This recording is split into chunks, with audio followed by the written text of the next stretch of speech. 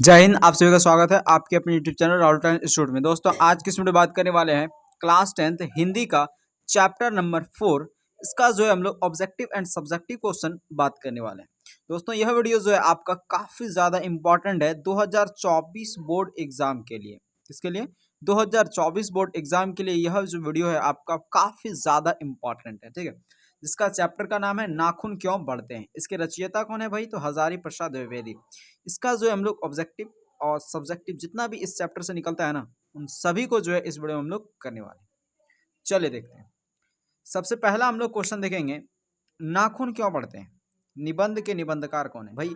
नाखून क्यों बढ़ते हैं ना, ये हमारा क्या एक ललित निबंध है। क्या है? निबंध नहीं बल्कि ललित निबंध है। ठीक है, तो नाखून क्यों बढ़ते हैं निबंध के निबंधकार कौन है? हजारी प्रसाद द्विवेदी जी। ठीक है, इसका जन्म देखिए कब हुआ था? 1907 ईस्वी को आरत दुबे छपरा बलिया यूपी में हुआ था। ठीक है, आरत दुबे छपरा जो है वो बलिया यूपी में हुआ था। छपरा के बलिया यूपी में हुआ था। ठीक है, हजारी प्रसाद द्विवेदी जी का अगर निधन की बात करें तो दिल्ली में हुआ था। और कब हुआ था? 1979 ईस्वी को हुआ था। ठीक है, 1979 ईस्वी को, 79 80। ठीक है, 79।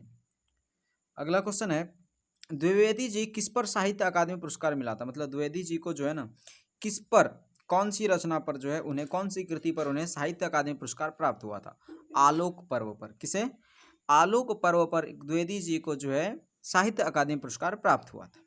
द्विवेदी जी ने निर्लज अपराधी किसे कहा है? निर्लज अपराधी जो है उन्होंने नाखून को कहा है। किसे कहा है? नाखून को उन्होंने निर्लज अपराधी कहा है। क्यों भाई? क्योंकि नाखून जो है एकदम उसको इतनी बार काटते हैं उसके बावजूद भी वो जो है एकदम निर्लज की तरह वो बढ़ते जाता है ना, इसलिए उसको निर्लज कहा है और अपराधी कहा है। क्या कहा है? निर्लज अपराधी कहा है। ठीक है, अगला क्वेश्चन देखिए क्या हम लोग का, काम सूत्र किन की रचना है? वात्स्यायन की। किन की रचना है? वात्स्यायन। पूरा नाम क्या है? सच्चिदानंद हीरानंद वात्स्यायन अज्ञेय। ठीक है, सच्चिदानंद हीरानंद वात्स्यायन अज्ञेय। तो अज्ञेय की रचना है कामसूत्र। और कामसूत्र में जो है नाखून से संबंधित कुछ चीजों का उल्लेख है, कुछ प्रमुख बातों का उल्लेख है, इसलिए कामसूत्र की रचना को पूछा गया कि कामसूत्र किन की रचना है? वात्स्यायन की। ठीक है, उसके बाद है सिक्कत का अर्थ क्या होता है? सिक्कत। सिक्कत का अर्थ क्या होता है? मोम। मोम यानी मोमबत्ती। ठीक है, महाभारत क्या है? तो महाभारत क्या एक पुराण है ना। महाभारत क्या एक पुराण ही तो है। ठीक है, पुराणों की संख्या कितनी है? 18 है टोटल। कितनी संख्या? 18 टोटल है। ठीक है, महाभारत क्या है? पुराण, यानी कि पौराणिक समय का है चीज। ठीक है, सबसे पौराणिक है। किस देश के लोग बड़े बड़े नख पसंद करते थे? किस देश के लोग बड़े बड़े नख पसंद करते थे? तो गौड़ देश के लोग। कौन से देश के लोग? गौड़ देश के लोग। ठीक है, कौन छोटे नखों को पसंद करते थे? दक्षिणात, यानी दक्षिणात्य जो होते थे वो छोटे नखों को पसंद करते थे, जबकि बड़े नखों को जो पसंद करने वाले होते थे वो होते थे गौड़ देश के लोग। ठीक है चलिए अगला क्वेश्चन 10 नंबर देखिए, दे रखा है, कौन मनुष्य का आदर्श नहीं बन सकती है? मनुष्य का आदर्श कौन नहीं बन सकती है? बंदरिया जो है मनुष्य का आदर्श नहीं बन सकती है। देवताओं के राजा किसे संबोधित किया जाता है? मतलब देवताओं का राजा कौन था? इंद्र। अब कहेंगे भाई इस चैप्टर में इंद्र का क्या काम? तो इंद्र को जो है एक हड्डी यानी प्राप्त हुआ था, दधीची मुनि का हड्डी है ना, जिसको इंद्र का वज्र जिससे बनाया गया था, दधीची मुनि का हड्डी से इंद्र का वज्र बना था, इसलिए यहाँ पे इसका चर्चा किया गया। तो देवताओं के राजा किसे संबोधित किया गया है? इंद्र को। ठीक है, नख किसका प्रतीक है? पशुता का। मतलब नाखून जो है वो किस चीज का प्रतीक है? पशुता का। पृथ्वीराज रासो किसका संपादन है? हजारी प्रसाद द्विवेदी जी का। ठीक है, पृथ्वीराज रासो ये किसका संपादन है? हजारी प्रसाद द्विवेदी जी का। काशी हिंदू विश्वविद्यालय से हजारी प्रसाद द्विवेदी कौन सी उपाधि दी गई थी? मतलब काशी हिंदू विश्वविद्यालय से जो है ना हजारी प्रसाद द्विवेदी जी को कौन सी उपाधि प्राप्त हुई थी? तो ज्योतिषाचार्य का। कौन सा उपाधि? ज्योतिषाचार्य का। या फिर ऐसे भी क्वेश्चन पूछ सकता है कि हजारी प्रसाद द्विवेदी जी को ज्योतिषाचार्य की उपाधि कौन से विश्वविद्यालय से मिला था? याद रखिएगा काशी हिंदू विश्वविद्यालय से इन्हें जो है ज्योतिषाचार्य का उपाधि प्राप्त हुआ था। हजारी प्रसाद द्विवेदी कब पद्म भूषण से सम्मानित किए गए? मतलब पद्म विभूषण इन्हें कब प्राप्त हुआ था? 1957 ईस्वी को। याद रखिएगा कब प्राप्त हुआ था? 1957 ईस्वी को। अशोक के फूल की रचना बताइए किसकी है? ये द्विवेदी जी की रचना है, बहुत ही प्रसिद्ध रचना है इनका। ठीक है, अशोक के फूल। अगला क्वेश्चन देखिए क्या है, नाखून का इतिहास किस पुस्तक में मिलता है? नाखून का इतिहास मतलब नाखून के इतिहास के बारे में जानने को मिलता है। नाखून का संपूर्ण इतिहास कि भाई इसका जन्म कहाँ से हुआ। नाखून का मतलब होता है ना कि इतना जो नख पसंद करने लगे लोग, कौन से देश के लोग ज़्यादा नख पसंद करते थे, आखिर मनुष्यों ने जो है नख को रखना क्यों प्रारंभ किया, उतना बड़ा बड़ा नख क्यों रखना शुरू किया। तो पूरे नाखून का जो इतिहास देखने को मिलता है ना, ये कौन से पुस्तक में? तो कामसूत्र। अब बताइए कामसूत्र किसकी रचना है? अभी आपको बताया था कामसूत्र किसकी रचना है, इसको आप जो है कमेंट में कीजिएगा, ठीक है। कामसूत्र किसकी रचना है आपको कमेंट में आंसर करना है। हजारी प्रसाद द्विवेदी जी ने डीलेट की उपाधि किस विश्वविद्यालय से पाई थी? डीलिट की उपाधि जो है किस विश्वविद्यालय से पाई थी? लखनऊ विश्वविद्यालय से। कहाँ से पाई थी डीलिट की उपाधि? लखनऊ विश्वविद्यालय से हजारी प्रसाद द्विवेदी जी ने पाई थी, ठीक है। अगला क्वेश्चन है, कहानी में, क्वेश्चन ध्यान से पढ़िएगा, कहानी में चंद्रकार, त्रिकोण, दंतुल, वर्तुलाकार आकृतियों का संबंध मानव के किस अंग से है? कहानी में जो चंद्रकार है, त्रिकोण है, दंतुल, वर्ताकार आकृतियां हैं, इस सब का संबंध मानव के किस अंग से है? नख से। मेनली अगर देखें चंद्रकार, आदमी सब जो है चंद्रकार नख काटता है। त्रिकोण कोई कोई जो है इस तरह से करके नख काटता है, इस तरह से करके, तो तीन कोण बनाता है, एक नख हो गया इधर से।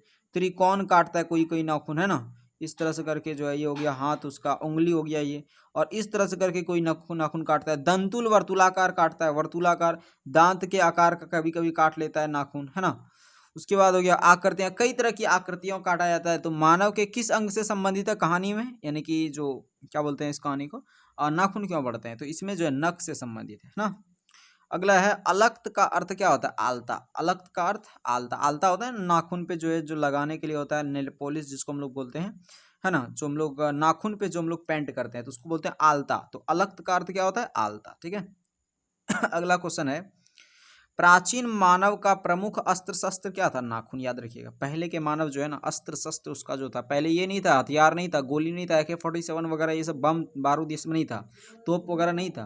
पहले जो है मनुष्य जंगल में निवास करते थे, है ना। जैसे आपने कहानी पढ़ा होगा, अगर आपने कहानी पढ़ लिया है ना तो आपको ये चैप्टर बहुत ही आसान से आपको ऑब्जेक्टिव सब्जेक्टिव करने के लिए दिक्कत नहीं पड़ेगा, है ना। तो उम्मीद है कि आपने कहानी तो सुन ही लिया होगा, पढ़ ही लिया होगा, ठीक है। प्राचीन मानव का प्रमुख अस्त्र शस्त्र क्या था? नाखून। आर्यों के पास क्या था? आर्यों के पास क्या था? लोहे का अस्त्र था, घोड़े था, और मिट्टी का घर था, ठीक है। सब पुराने अच्छे नहीं होते और सब नए खराब नहीं होते, किसने कहा था? कालिदास ने, है ना। सब पुराने अच्छे नहीं होते और सब नए खराब नहीं होते, किसने कहा था? कालिदास ने, है ना। बहुत ही मस्त बात कही थी उसने कि सब पुराने अच्छे नहीं होते और सब नए खराब नहीं होते। नखदर मनुष्य, यानी नख को धारण करने वाले मनुष्य आज किस पर भरोसा कर रहा है? एटम बम पर। किस पर भरोसा कर रहा है? एटम बम पर आज भरोसा कर रहा है मनुष्य। नहीं कर रहा है क्या?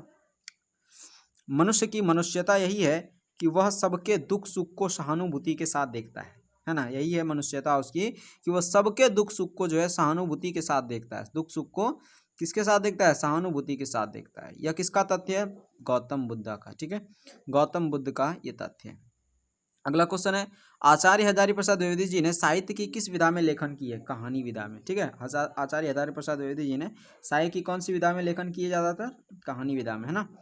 कौन रचना द्विवेदी जी की नहीं है? मतलब इनमें से कौन सी ऐसी रचना है जो कि द्विवेदी जी की नहीं? अशोक का फूल, ये तो है भाई। माटी की मूर्तें, ये नहीं है। वानभट्ट की आत्मकथा है। हिंदी साहित्य का आदिकाल, ये सभी जो है रचना द्विवेदी जी का है, लेकिन माटी की मूर्तें इनकी रचना नहीं है, ठीक है।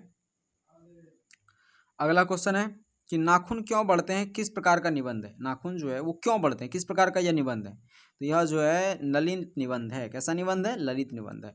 दधीची मुनि के हड्डी से क्या बना है? इंद्र का वज्र। इंद्र भगवान का जो पास जो वज्र है ना, इस तरह से करके, इस तरह से जो वज्र है इंद्र भगवान के पास, ये जो वज्र है ना, वो दधीची मुनि की हड्डी से प्राप्त हुआ है उन्हें, ठीक है। दधीची मुनि की हड्डी से वो बना हुआ है वो वज्र, ठीक है। तो क्वेश्चन बनता है, अक्सर पूछा जाता है ये कि दधीची मुनि की हड्डी से बना हुआ वज्र का क्या नाम है? तो इंद्र का वज्र, है ना। चलिए, लास्ट क्वेश्चन आपका है कि द्विवेदी यानी लेखक के अनुसार, द्विवेदी जी के अनुसार यानी लेखक के अनुसार, मनुष्य के नाखून किसके जीवंत का प्रतीक है? पांचवी वृत्ति। मतलब अगर मनुष्य नाखून बढ़ा रहा है तो किस चीज के प्रतीक मान रहा है वो? यानी पांचवी वृत्ति के जीवंत का वो प्रतीक है, ठीक है। सहजात वृत्तियां क्या कहते हैं? सहजात वृत्तियां अनजान स्मृतियों को कहते हैं। सहजात वृत्तियां किसको कहते हैं? अनजान स्मृतियों को कहते हैं। सहजात वृत्तियां किसको कहते हैं? अनजान स्मृतियों को सहजात वृत्तियां कहते हैं, ठीक है। तो ऑब्जेक्टिव इतना ही बस निकलता है इस चैप्टर से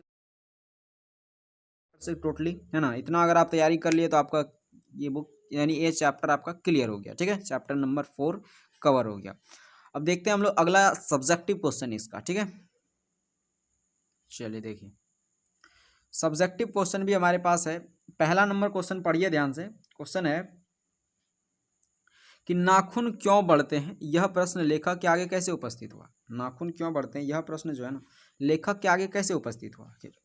तो नाखून क्यों बढ़ते हैं यह प्रश्न जो है ना एक दिन लेखक की छोटी लड़की ने उनसे पूछ दिया। क्या पूछ दिया कि ये जो है नाखून हमारे क्यों बढ़ते हैं, ऐसे ही क्वेश्चन उनसे पूछ दिया।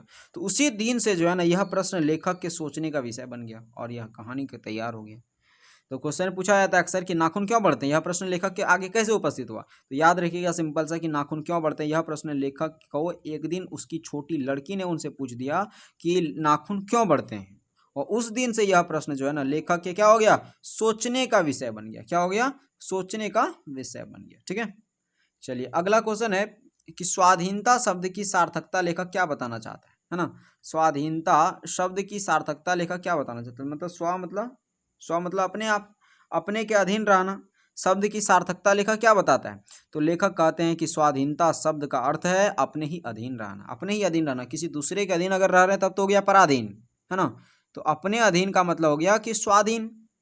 तो ये बोल रहा है, लेखक कहते हैं कि स्वाधीनता शब्द का अर्थ है कि अपने ही अधीन रहना, क्योंकि यहाँ लोगों ने अपनी आज़ादी के जितने भी नामकरण किए हैं, आज़ादी के यहाँ पे लोगों ने जितने भी नामकरण किए हैं, जितने भी आज़ादी पाए हैं, जिन भी चीज़ों से आज़ादी पाए हैं, उनमें स्व का बंधन जरूर है ना। जितने भी नामकरण किए हैं, जैसे देखिए स्वतंत्रता, इसमें स्व का बंधन, स्वराज, स्वाधीनता, इन सभी में किसका बंधन है, स्व का बंधन अवश्य है। ठीक है, तो स्वाधीनता शब्द की सार्थकता यही लेखक बताना चाह रहा है। अगला तीसरा नंबर क्वेश्चन देखिए क्या है। क्वेश्चन कह रखा है कि लेखक द्वारा नाखूनों को अस्त्र के रूप में देखना कहाँ तक संगत है। लेखक द्वारा नाखूनों को अस्त्र के रूप में देखना कहाँ तक संगत है। देखिए, लाखों वर्ष पहले अगर बात करें, मनुष्य जब जंगली था उसे नाखून की जरूरत थी। वन मानुष था, वन मानुष समान नाखून उनके अस्त्र थे। वन मानुष यानी वन में जो रहने वाले मनुष्य थे वो वन मानुष कहलाए। ठीक है, वन मानुष के समान नाखून उनके अस्त्र थे, क्योंकि आत्मरक्षा, भोजन के लिए नख की आवश्यकता थी। आत्मरक्षा करने के लिए उस समय शस्त्र नहीं था, हथियार नहीं था उस समय, तो इसके लिए क्या करते थे वो सब जो है नाखून बढ़ा लेते थे, जो कि उनकी आत्मरक्षा के लिए सहायता करता था वो नाखून। साथ साथ अगर उनको भोजन चाहिए तो शिकार करना पड़ता था, और शिकार कैसे करेगा भाई, तो ये नाखून से ही जानवरों को जो है मारता था वो सब और शिकार करता था उनका। तो भोजन के लिए नख की भी आवश्यकता होती थी, साथ साथ उनको आत्मरक्षा के लिए भी नख की आवश्यकता होती थी। उस समय उनके पास लोहे या कारतूस वाले अस्त्र नहीं थे। लोहे या कारतूस वाला जो आज का है ना स्थिति में, तो आज की स्थिति जैसा उस समय वस्त्र थी नहीं था थी। ठीक है, अस्त्र नहीं था, दिमाग भी नहीं था उस समय पहले, मतलब उतना डेवलप भी नहीं हुआ था। इसलिए नाखून को अस्त्र के रूप में देखना तर्क संगत है। तर्क संगत है मतलब समझ रहे हैं, इसलिए नाखून को देखना अस्त्र के रूप में, ये भी एक तर्क है कि हाँ भाई ये अस्त्र के रूप में यूज होता था इसका। ठीक है, अगला क्वेश्चन देखिए, बहुत ही मस्त क्वेश्चन है ये, कई बार पूछा गया है कि मनुष्य बार बार नाखून क्यों काटता है, या मनुष्य नाखून को बार बार क्यों काटता है ना। तो मनुष्य बार बार नाखूनों को क्यों काटता है, क्योंकि नाखून मनुष्य की पशुता का प्रतीक है। सही बात है भाई, मनुष्य जो है वो नाखून की क्या है, पशुता का प्रतीक है, पशुवी वृत्ति का प्रतीक है ना। मनुष्य इसे बार बार काट करके अपनी पशुता को मिटाना चाहता है। वह चाहता है कि उसके पास प्राचीन युग का कोई अवशेष ना रह जाए। इसी उद्देश्य से मनुष्य बार बार नाखून काटता है। मतलब सिंपल से याद रखिएगा कि मनुष्य बार बार नाखून क्यों काटता है, वो अपनी पाशवी वृत्ति को मिटा देना चाहता है। वो अपने प्राचीन समय की जो पाशवी वृत्ति को अपनाया हुआ था उसने प्राचीन समय में जो उनकी पाशवी वृत्ति थी, उस अवशेष को ये हमेशा हमेशा के लिए मिटा देना चाहता है, इसलिए मनुष्य बार बार नाखून काटता है। सिंपल सा क्वेश्चन है ना। चलिए अगला क्वेश्चन देखिए क्या है कि बढ़ते नाखून द्वारा प्रकृति मनुष्य को क्या याद दिलाती है। ये जो नाखून हम लोग को बढ़ता है, बढ़ते रहता है और काटते हैं, फिर भी बार बार काटते हैं, फिर बढ़ते जाता है कम बखते। तो ये है कि प्रकृति इस चीज को, यानी ये प्रकृति जो है मनुष्य को क्या याद दिलाती है, बढ़ते नाखून। तो देखिए, बढ़ते नाखून द्वारा प्रकृति मनुष्य को यह याद दिलाती है कि जब मनुष्य वन मानुष था, जैसा जंगली वन मानुष जैसा जंगली था, तब उसे अपनी जीवन रक्षा के लिए नाखूनों की जरूरत थी। मतलब नाखून जो बढ़ता है ना, तो हमें ये याद दिलाता है कि जब मनुष्य जो है वन मानुष जैसा जंगली था, तब उसे अपनी जीवन रक्षा के लिए इसी नाखूनों की जरूरत थी। और वह हिंसक पशुओं से वे अपनी आत्मरक्षा करने के लिए, अपनी रक्षा करने के लिए नाखूनों द्वारा ही अपनी रक्षा करते थे। अतः प्रकृति मनुष्य को आदि मानव के रूप को याद दिलाती है। मतलब ये जो नाखून बढ़ते हैं वो मनुष्य को ये याद दिलाती है कि आदि मानव जो थे, हम लोग जब हमारे पूर्वज जब आदि मानव थे उस समय जो है हमारी स्थिति नाखूनों से ही मतलब हमारा अस्तित्व था। अगर नाखून नहीं बढ़ाते होते उस समय तो पतन हो जाता है हम लोग का। तो वही है, प्रकृति हमें क्या याद दिलाती है मनुष्य को कि हम लोग आदि मानव थे और उस समय जो है यह अस्त्र के रूप में काम आते थे नाखून। ठीक है, चलिए अगला क्वेश्चन देखिए क्या है। यह जो है आपका लॉन्ग टाइप में पूछा जाता है अक्सर, लेकिन हाँ बहुत ही कम पूछा जाता है, बहुत ही कम पूछा जाता है, इसलिए इसका आंसर नहीं लिखे हम, है ना। तो लेकिन हाँ आप ऐसे भी कर सकते हैं इसको, देखिए ध्यान से हम बता देते हैं आपको। जैसे अगर आप कहानी पढ़ें तो अब तो कोई दिक्कत ही नहीं है। मनुष्य की पूंछ की तरह उसके नाखून भी एक दिन झड़ जाएंगे। प्राणी शास्त्रियों के इस अनुमान से लेखक के मन में कैसी आशा जगती है। देखिए मनुष्य की पूंछ जो है, पहले अगर देखें तो पहले के समय में यानी बहुत पहले, है ना, उस समय जो है क्या होता था, मनुष्य को पूंछ होता था, पूंछ। लेकिन ये पूंछ का कोई कार्य नहीं होने के कारण उस समय यानी प्राचीन काल में मनुष्य के पास पूंछ होता था। ठीक है, क्या होता था, मनुष्य को भी पूंछ होता था। प्राचीन समय में मनुष्य को क्या होता था, पूंछ होता था, है ना। मनुष्य को भी क्या होता था, पूंछ होता था एक। और ये पूंछ का जो है कोई यूज ना होने के कारण ये पूंछ क्या हो गया, धीरे धीरे विलुप्त हो गया, धीरे धीरे लुप्त हो गया, इसका कोई उपयोग ना होने के कारण। ऐसा ही प्राणी शास्त्रियों का अनुमान है कि जिस प्रकार पूंछ जो है, जिस प्रकार पूंछ का मनुष्य के पास कोई उपयोग ना होने के कारण वो लुप्त हो गया, ठीक उसी प्रकार ये नाखून भी जो है हमारे पास कोई उपयोग ना होने के कारण एक समय के बाद ये नाखून भी लुप्त हो जाएंगे। ठीक है, यही लेखक जो यही बताते हैं कि ऐसी प्राणी शास्त्रियों से अनुमान है। ठीक है, चलिए अगला क्वेश्चन देखिए क्या है कि कमबख्त नाखून बढ़ते हैं तो बढ़ने दो।